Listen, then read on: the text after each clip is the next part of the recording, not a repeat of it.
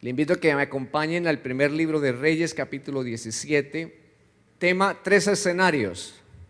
Entonces Elías Tisbita, que era de los moradores de Galaad, dijo a Acab: vive Jehová Dios de Israel, en cuya presencia estoy, que no habrá lluvia ni rocío en estos años, sino por mi palabra. Y vino a él palabra de Jehová diciendo: apártate de aquí y vuélvete al oriente y escóndete en el arroyo de Querit, que está frente al Jordán. Beberás del arroyo, y yo he mandado a los cuervos que te den allí de comer. Y él fue e hizo conforme a la palabra de Jehová, pues se fue y vivió junto al arroyo de Querit, que está frente al Jordán, y los cuervos le traían pan y carne por la mañana y pan y carne por la tarde, y bebía del arroyo. Pasados algunos días se secó el arroyo, porque no había llovido sobre la tierra. Acompáñenme ahora al libro del Evangelio según San Mateo, capítulo 17. 6 días después, Jesús tomó a Pedro y a Jacobo y a Juan su hermano y los llevó a un monte alto. Y se transfiguró delante de ellos y resplandeció su rostro como el sol, y sus vestidos se hicieron blancos como la luz. Y aquí les aparecieron Moisés y Elías hablando con él. Y avance un poquito más en el libro profético de Apocalipsis, Apocalipsis 11:3. Y daré a mis 2 testigos que profeticen por 1260 días, vestidos de cilicio. Y estos testigos son los 2 olivos y los 2 candelabros que están en pie delante del Dios de la tierra. Si alguno quiere dañarlos, sale fuego de la boca de ellos y devora a sus enemigos. Y si alguno quiere hacerles daño, debe morir él de la misma manera. Estos tienen poder para cerrar el cielo, a fin de que no llueva en los días de su profecía, y tienen poder sobre las aguas para convertirlas en sangre y para herir la tierra con toda plaga cuantas veces quieran. Cuando hayan acabado su testimonio, la bestia que sube del abismo hará guerra contra ellos y los vencerá y los matará. Sus cadáveres estarán en la plaza de la grande ciudad, que en sentido espiritual se llama Sodoma y Egipto, donde también nuestro Señor fue crucificado. Y de los pueblos, tribus y lenguas y naciones verán sus cadáveres por 3 días y medio, y no permitirán que sean sepultados. Si regresamos donde iniciamos nuestra lectura en el libro de Reyes, hemos venido diciendo que el profeta Elías es uno de los grandes adalides o héroes de la palabra de Dios. Hemos venido diciendo que también es uno de los profetas poderosos que en la historia están marcados para nuestro entendimiento. Pero también hemos venido diciendo que aunque el profeta Elías es uno de los hombres poderosos, también fue un hombre sujeto a pasiones. Es decir, un hombre tan natural como tú y como yo. Un hombre que después de haber visto la gloria de Dios y haber sacrificado a un montón de sacerdotes, ahora se ve huyendo, se ve temeroso, se ve acobardado, perseguido por una mujer, y entonces manifiesta las condiciones humanas. ¿Y cuántos de nosotros vemos la gloria de Dios? Hacemos multitud de cosas, oramos, se abre el cielo, baja la bendición, y en momentos estamos acobardados, estamos encerrados y como que no encontramos la salida. Pues déjame decirte que si Dios se ha fijado en un profeta llamado Elías con estas características, Dios también se ha fijado en ti y en mí con tus propias características.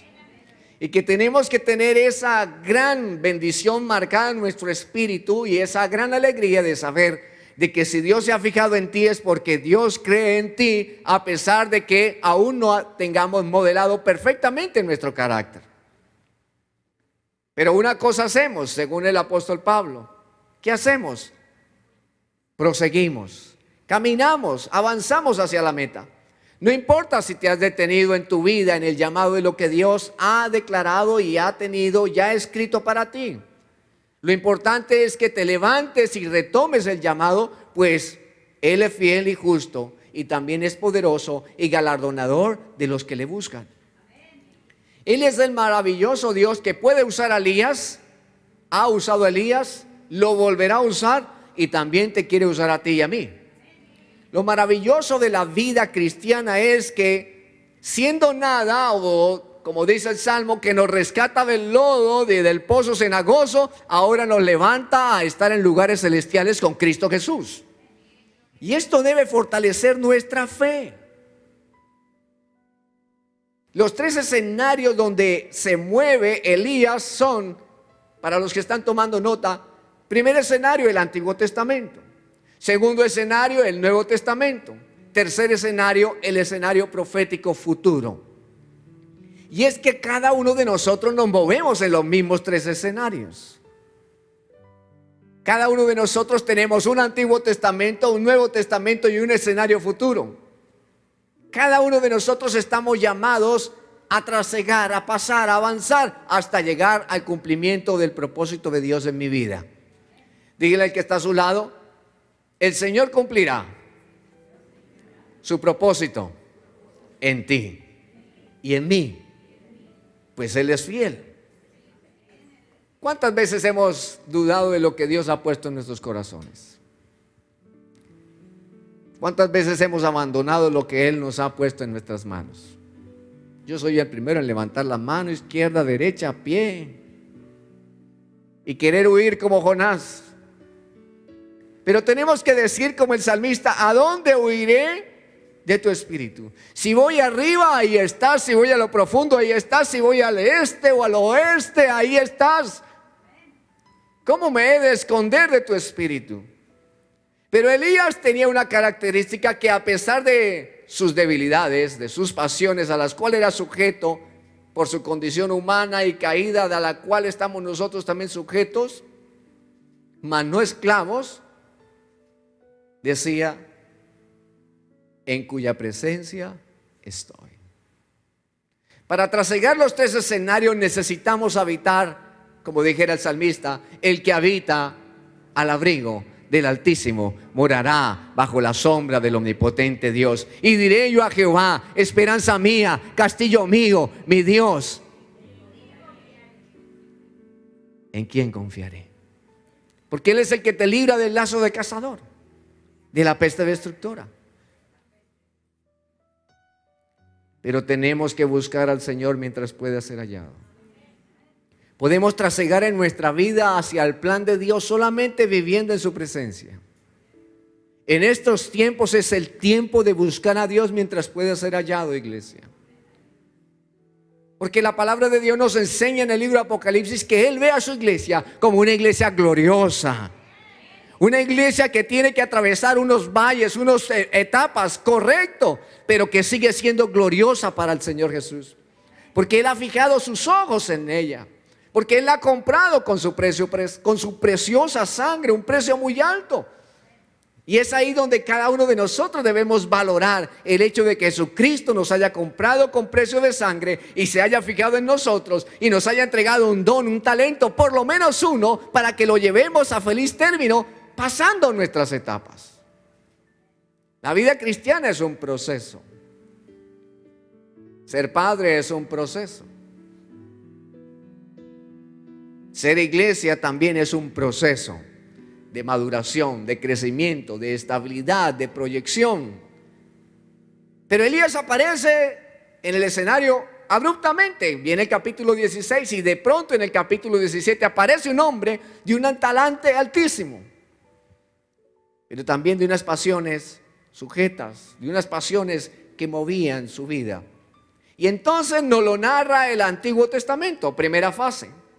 Y al estar en el Antiguo Testamento, entonces la palabra del Señor nos enseña y nos muestra que el Antiguo Testamento es aquella palabra de origen latín testamentum, que nos significa o nos denota una alianza. Y es que lo que tenemos para nuestra vida, de acuerdo a la posición del profeta Elías en el Antiguo Testamento, es que tenemos una alianza. Desde el libro de Génesis hasta Malaquías, que es comprendido el antiguo pacto, ese es el pacto de la alianza. ¿Y sabe qué? El Señor ha hecho un pacto contigo y conmigo. Ha hecho un pacto con su iglesia, porque dijo: yo volveré por ustedes otra vez. Voy pues a preparar un lugar para vosotros, para que donde yo esté, vosotros también estéis conmigo.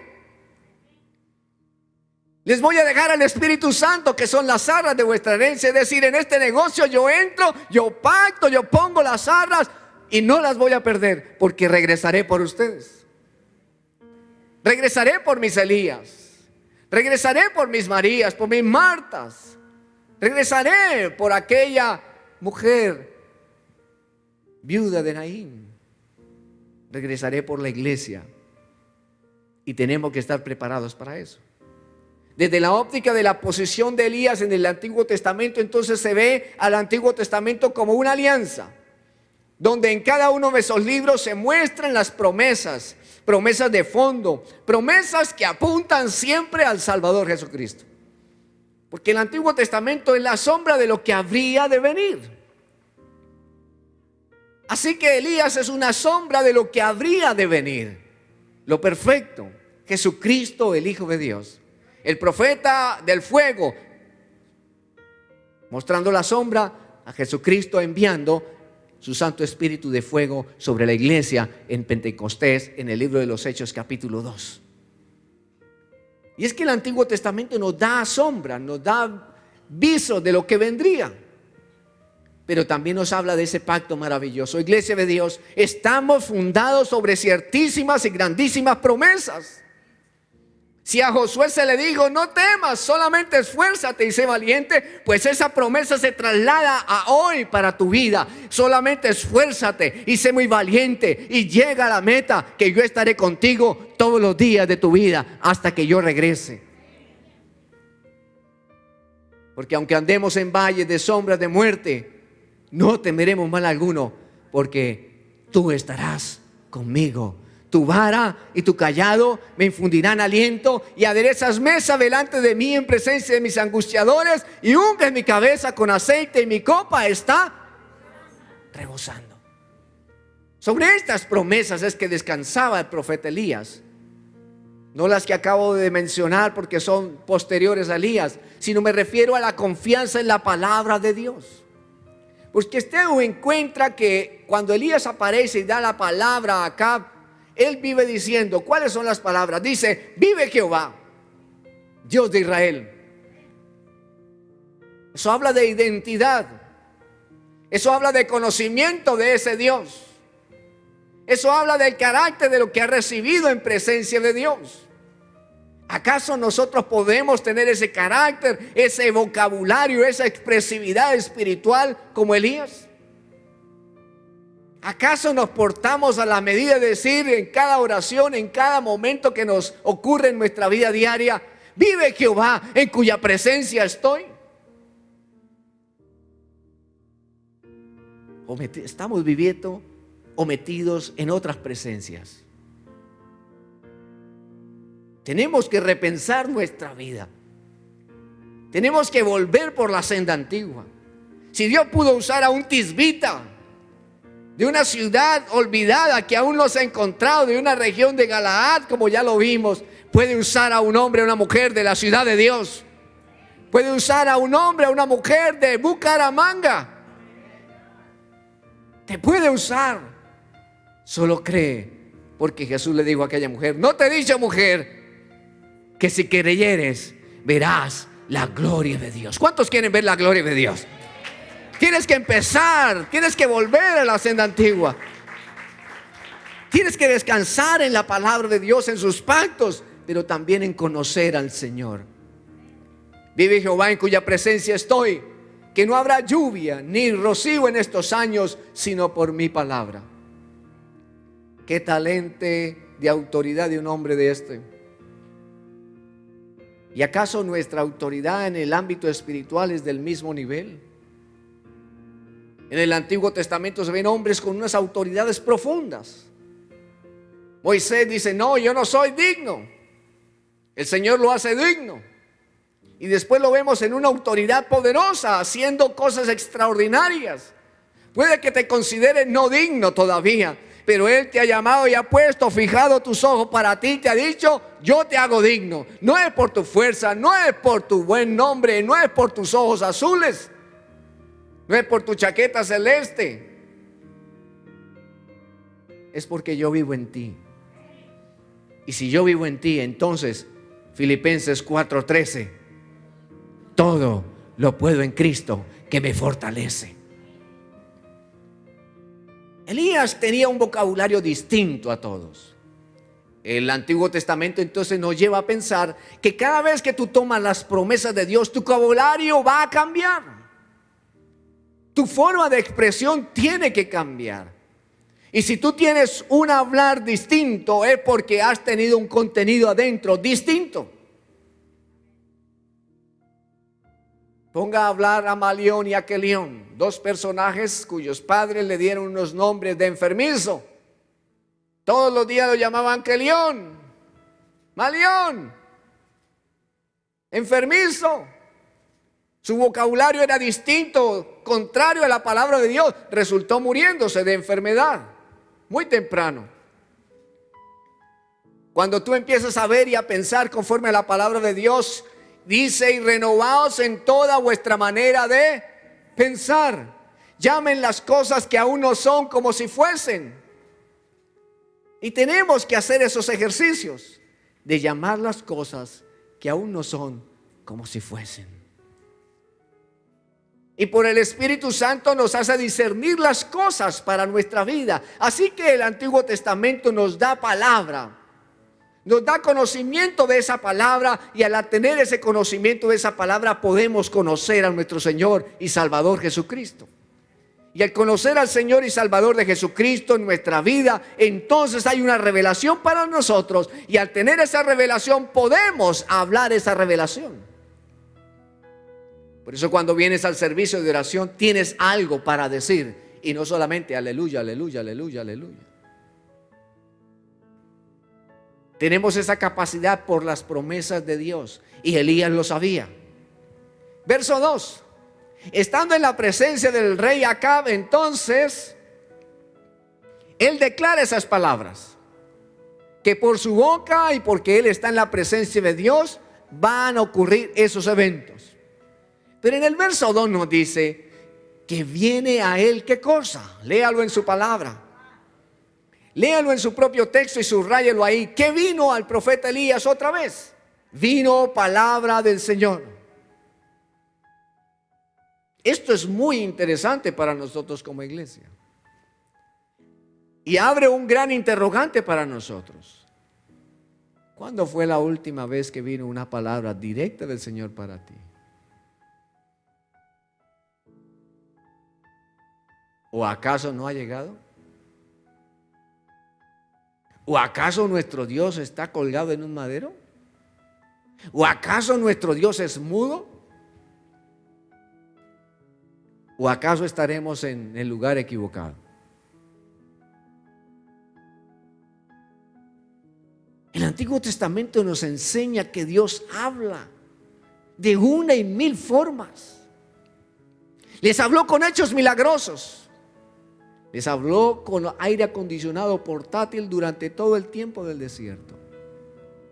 Les habló con envíos express, más rápidos que Rappi, más rápido que cualquier domiciliario, con codornices fresquitas, recién hechas, para que tuvieran que comer. Les dio la mejor bebida, agua fresca de la roca, de la cual arrancaron un pedazo, y dice los salmos que la llevaron con ella, y de ahí seguía botando agua.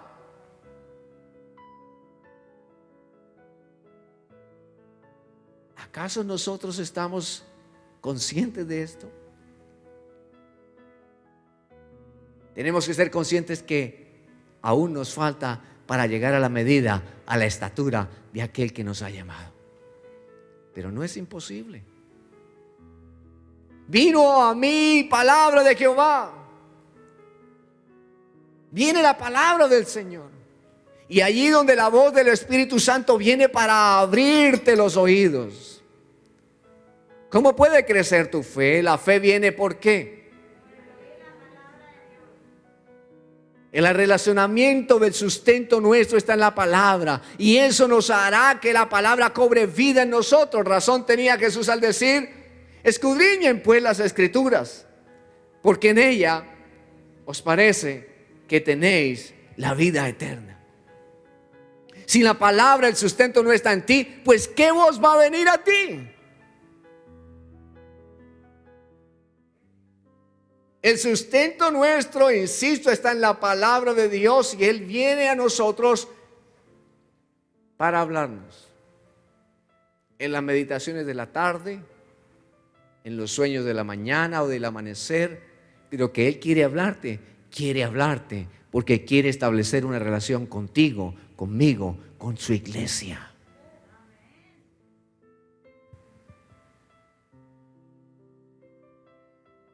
El salmista decía, prefiero, ¿cuántas veces en su casa?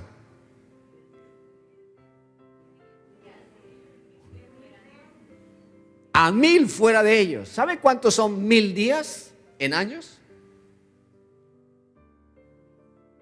3 años larguitos. Él decía, yo quiero mejor estar un día en su casa a 3 años fuera divagando, porque la distinción y la relación es abruptamente diferencial. Pero ¿sabe qué hacen muchos? Prefieren la vida del hijo pródigo, estar lejos de Dios tanto como puedan. Y qué mal nos ha hecho el Señor. ¿Qué mal le hizo a Adán y a Eva? ¿Qué mal le hizo al pueblo de Israel en el desierto? ¿Qué mal le hizo a los israelitas Jesús en tiempos del Nuevo Testamento? ¿Qué mal le ha hecho a esta humanidad durante todos estos siglos, que ha tenido paciencia y ha sido paciente a pesar de nuestras faltas y de nuestros quebrantos? Pero ¿quién como nuestro Dios? Fiel, que aunque nosotros hemos sido infieles, Él permanece fiel. Pero esa fidelidad, Él quiere conversarla con nosotros. Y vino a él palabra de Jehová diciéndote, apártate de aquí y vuélvete al oriente. Le decía en el día martes, el día martes, que la voz del Señor viene con instrucciones para nosotros. Y en el Antiguo Testamento encontramos instrucciones para nosotros. En la palabra del Señor encontramos la instrucción para nosotros. ¿Acaso seguimos las instrucciones? Cuando el pueblo sale de Egipto, sale como un pueblo recién liberado de una esclavitud de 400 años. No es un pueblo guerrero. El Señor le dice, no, tenemos que llevárnoslos por este otro camino, porque si me los llevo por este otro, los filisteos los van a coger, los van a matar, pues ellos no saben pelear.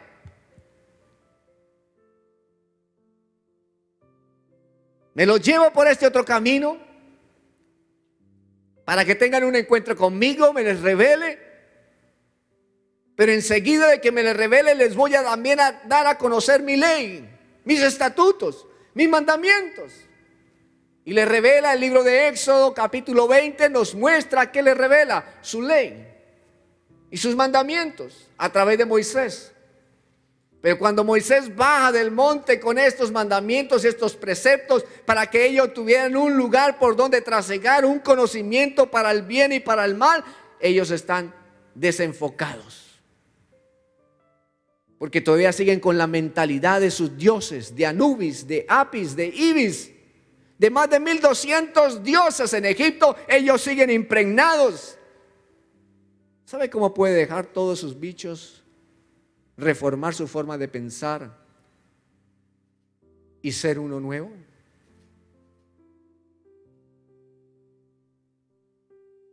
Porque si tú quieres un verdadero cambio, si tú necesitas un verdadero cambio en toda tu manera de pensar, de caminar y de vivir, tienes que tener un verdadero encuentro con Jesucristo. Y era lo que el pueblo no estaba dispuesto a aceptar. Porque le dijeron a Moisés, reciba usted toda la instrucción, hable usted con él, pero a nosotros no nos ponga, haga usted la intermediación.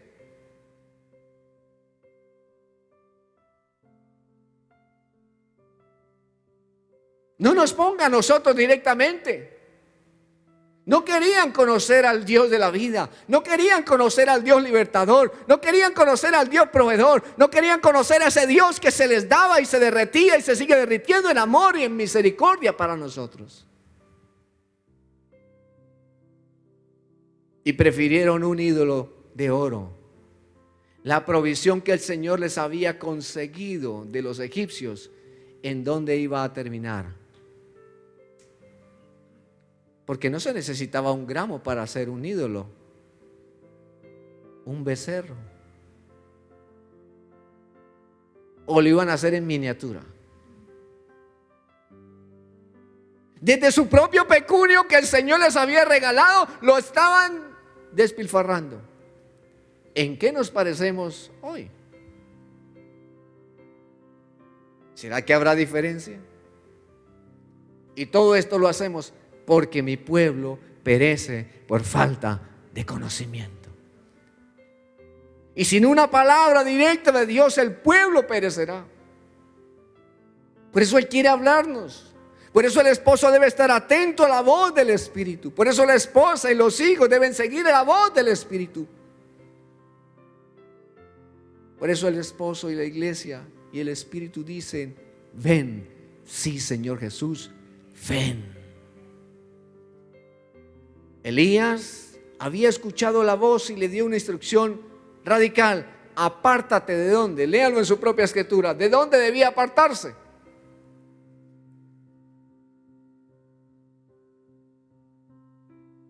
¿De dónde? Léalo. Apártate. ¿De dónde? Si él estaba diciendo apártate de aquí, entonces tenemos que revisar dónde es ese aquí. ¿En dónde estaba Elías?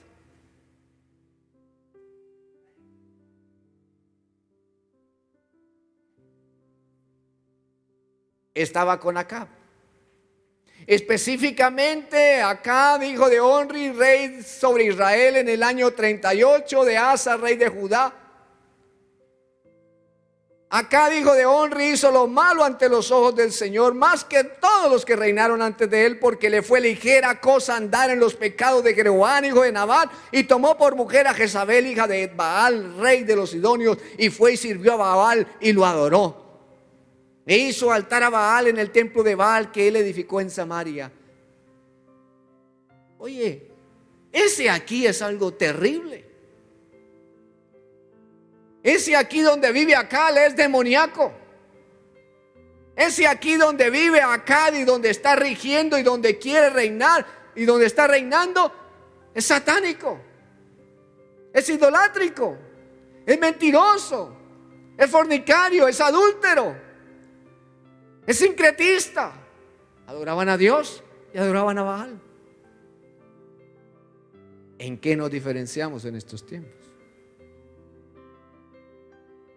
¿Acaso podremos decidir por alguien que pacta con Satán? ¿Acaso podremos decidirnos y quedarnos de ese aquí cuando sabemos que esos hechos son abominación al Señor?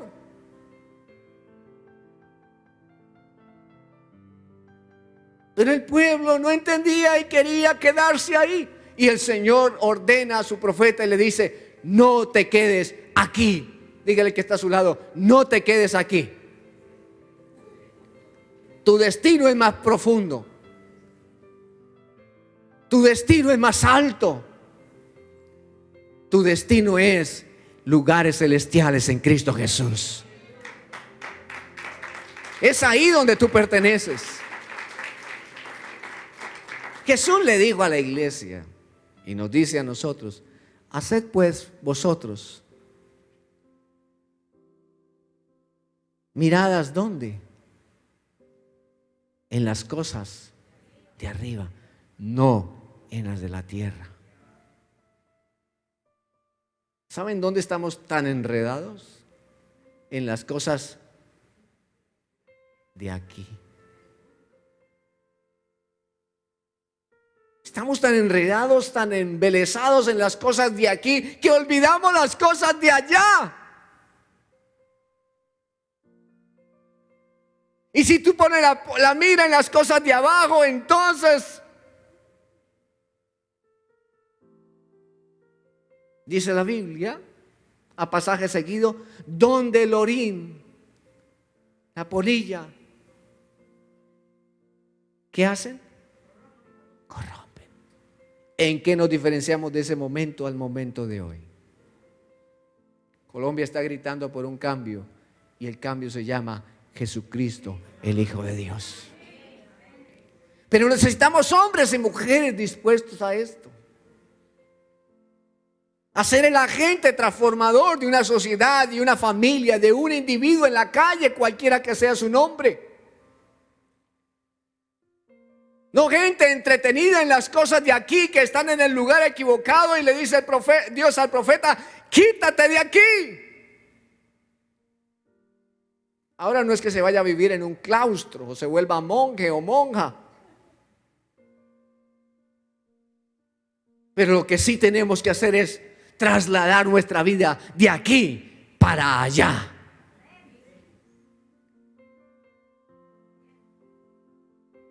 Porque ya no caminamos más por vista, caminamos es por fe, llamando las cosas que aún no son como si fuesen. Y le dice: quítate de aquí, pero también le dice para dónde tiene que irse. Vuélvete para dónde. Para el oriente. ¿Y dónde es el oriente?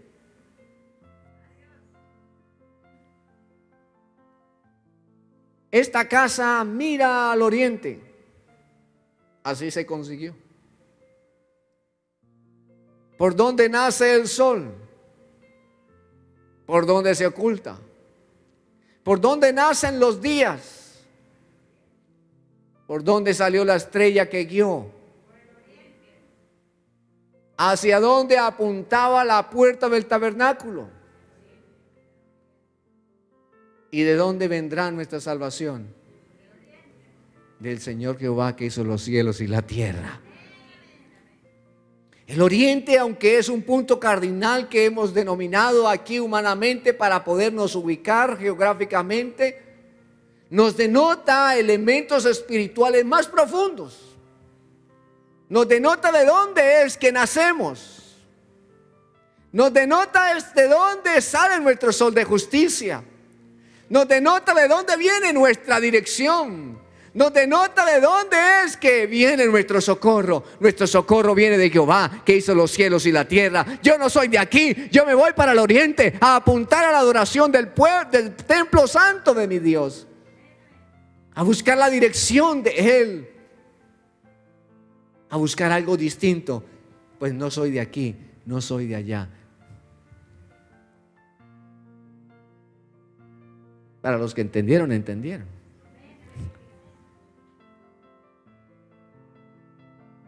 Facundo Cabral, ¿es ese?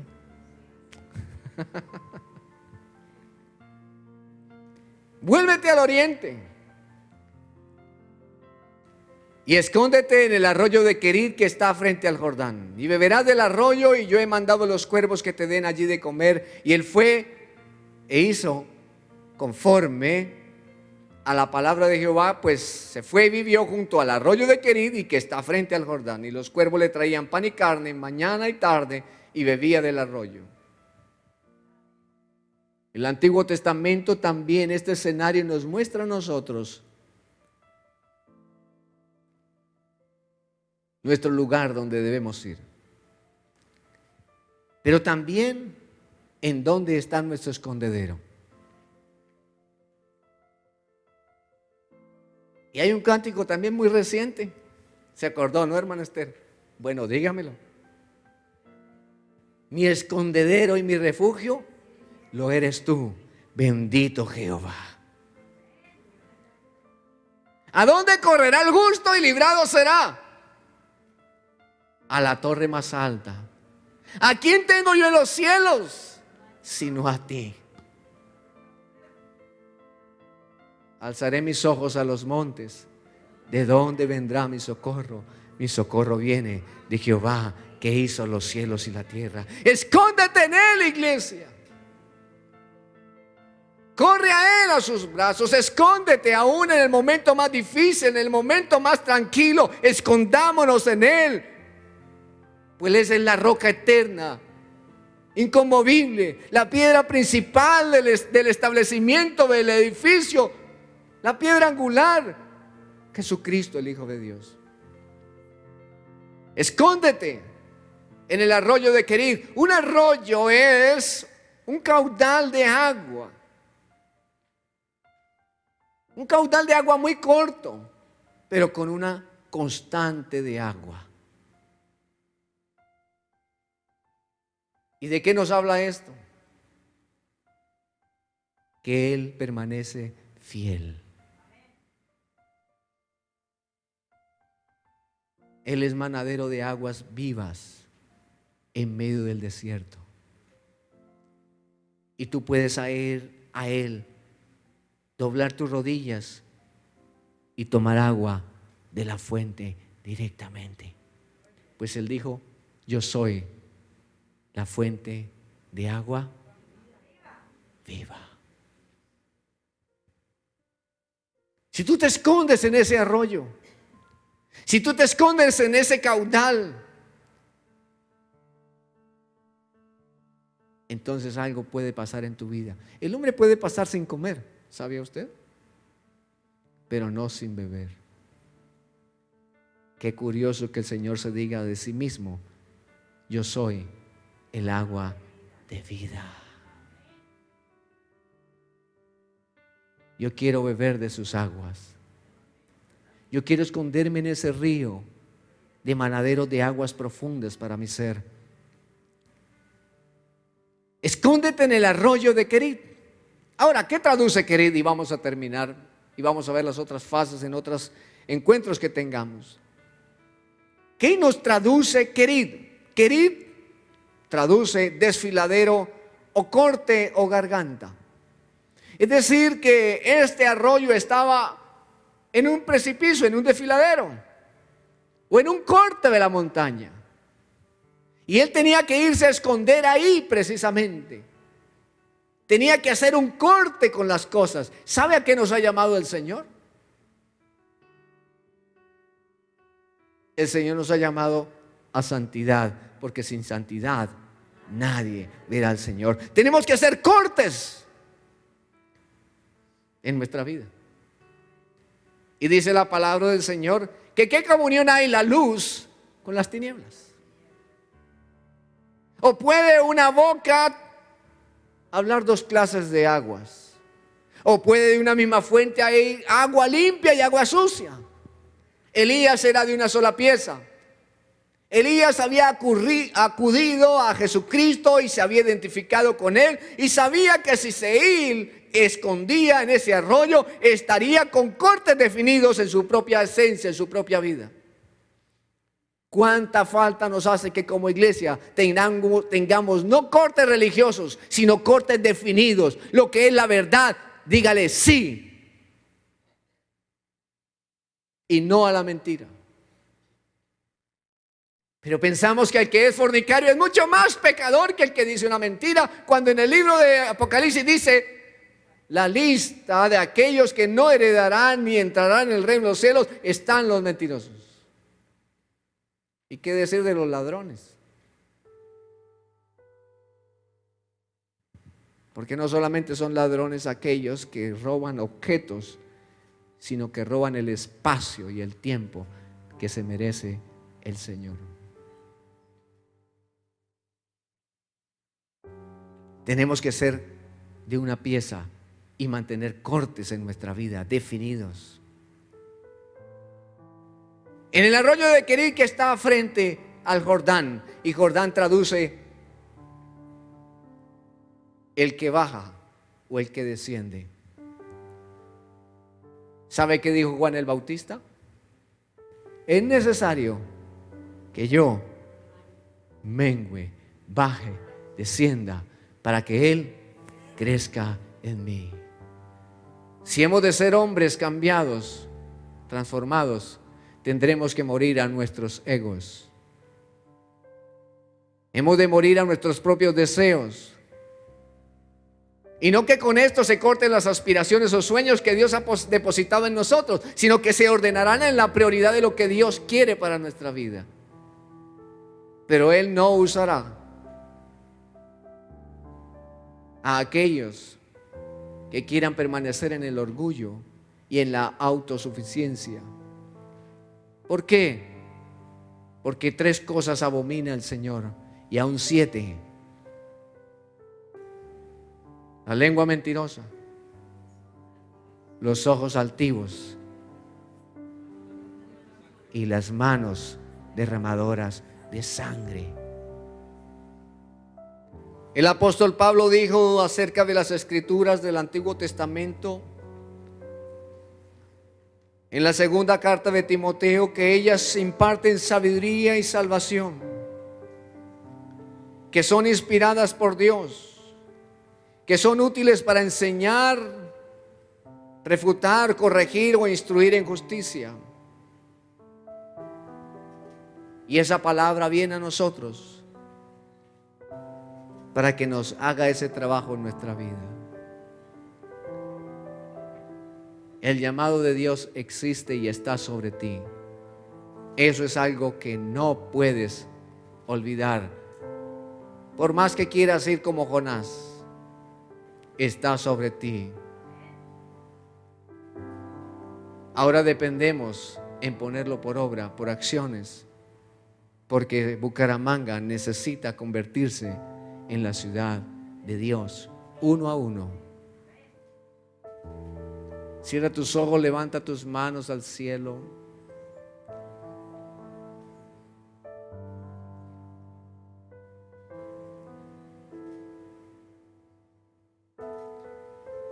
¿En dónde dejé mi camino?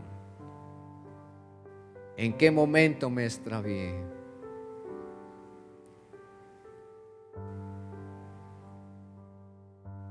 Necesito regresar a la fuente. Necesito volver al arroyo de querido. Necesito volver, Señor, al momento de quietud y de intimidad juntos. Necesito volver a esa fuente constante de agua fresca en mi ser.